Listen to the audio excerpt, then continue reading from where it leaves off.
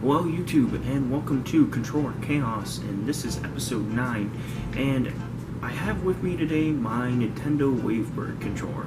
So for those of you who don't know, I'm a huge fan of the GameCube controller and an even bigger fan of the Wavebird. It's just a fantastic wireless controller. The batteries last almost forever. I think I've only changed the batteries on this thing once, honestly. But unfortunately, my Wavebird is starting to fade from its former glory.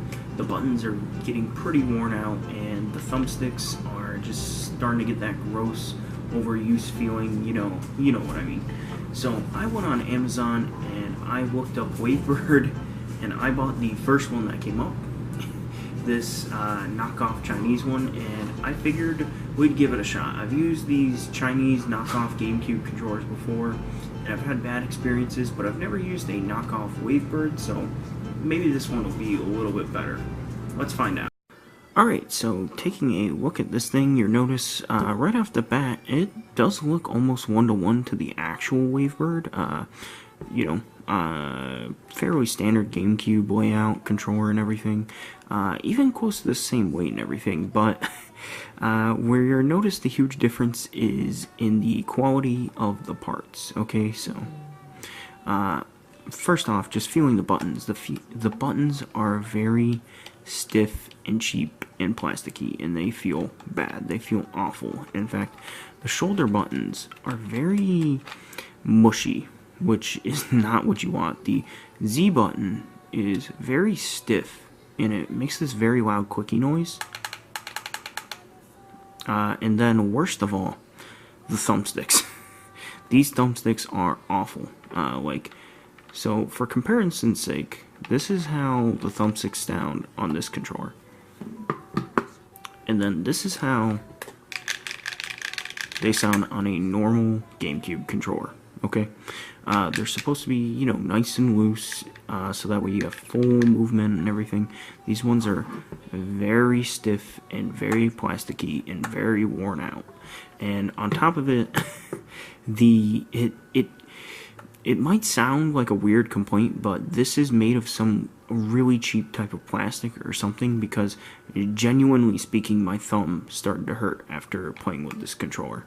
The D-pad is also made of just a very huge lump of plastic and does not feel good. The one notable difference is that there's no channel selector, and that's because these just operate on one channel, I guess. Yeah, other than that, though, it is pretty much just a one-to-one replica, but it feels a million times worse, you guys. Trust me, this feels awful. Alright, so the first game up that I played was Mario Sunshine, and I played Mario Sunshine because, well, if you watch my streams, you know I am no stranger to the game. I'm a fairly decent player of it, and I figured it was a good game to start with. And right off the bat, nothing felt good. And by that I mean, the thumbsticks felt bad, and the buttons just felt really bad. The shoulder buttons, it felt just unnatural using FLUDD playing this game. So Mario Sunshine did not feel good playing this game at all. I also noticed some misinputs, and I wasn't sure if that was spikes of lag or if that was just me not doing inputs right. But I'm pretty sure it's random spikes of lag. Alright, so the next game up that I played was Super Smash Bros. Melee. Again, another game I'm fairly familiar with. I'm not a great player of this game or anything. I'm not a competitive Smash player at all. But I do know how the game should function and everything, and I can safely tell you, though the buttons and everything were working, it did not feel good. And by this I mean the thumbstick. This is around the time when my thumbs started hurting. And that's generally speaking a bad thing.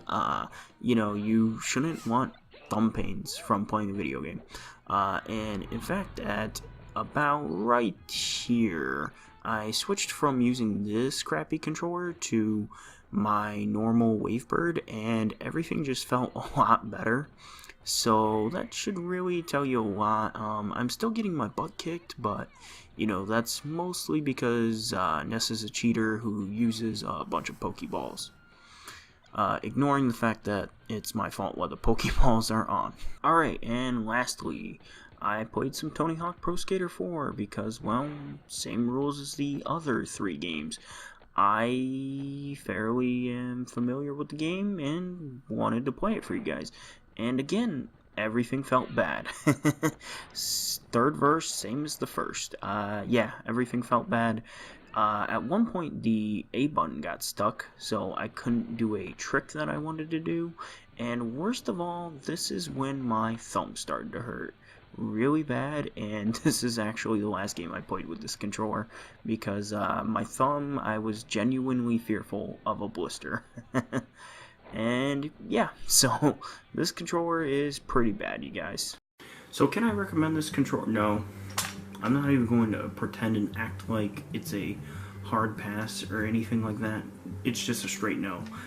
This is worse, in my opinion, than the normal wired versions of these controllers.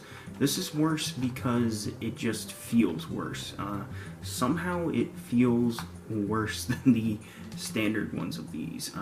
The buttons feel worse. One thing I forgot to mention is that the A button just gets jammed a lot. This may be the worst third-party GameCube controller.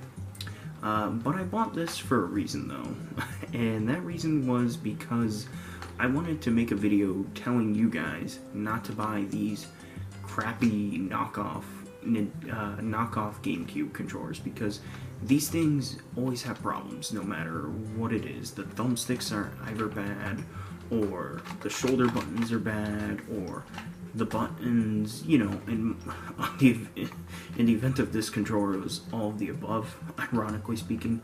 They don't come anywhere near close to the quality of the regular GameCube controllers.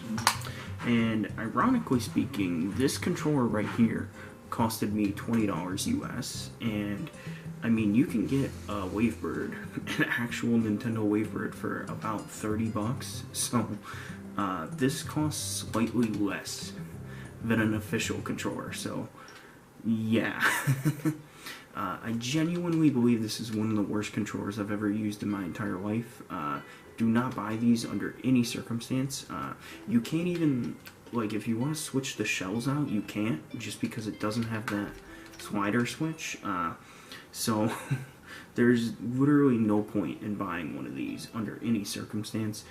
Don't do it. Just do yourself a favor and just buy a Wavebird. It'll be a little bit more expensive, but it's worth it. I've had this one for nearly 3 years, and it still works. The buttons are just, you know, kind of becoming crappy on it, but I can get some replacements, you know. I only bought this because I wanted to warn you guys not to buy these, because I see controllers like this, these knockoff GameCube controllers, all the time out in the wild at retro game stores, and I always feel bad for the people who buy these by mistake. So never get one of these. Just get an official controller. It'll cost a little bit more, but it'll last way longer and it'll feel much better. So that was the episode today, you guys. In case you're wondering what I'm going to do with this, I'm going to return it back to Amazon and get my money back. So if you liked the video, subscribe down below, like, comment, share it, all that good stuff. Follow me on Twitch at Bandicoot, follow me on Twitter at Bandicoot, and have a wonderful night, everyone, and peace.